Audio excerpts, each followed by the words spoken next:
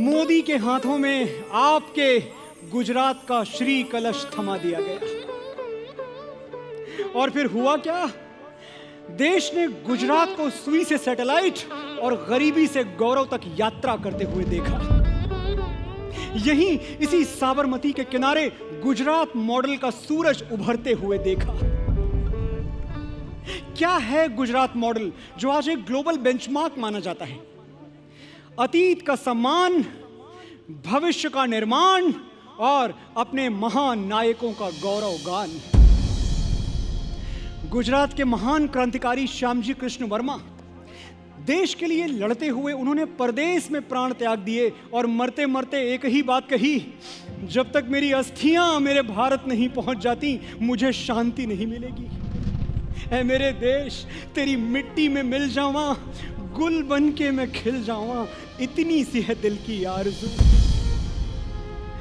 आजादी के बाद अनगिनत सरकारें आई गईं, लेकिन एक क्रांतिकारी की आरज़ू फिर भी अधूरी की अधूरी रह गई। मोदी गुजरात के मुख्यमंत्री बने तो खुद जेनेवा गए और श्याम जी की अस्थियां उनके गांव मांडवी ले आए।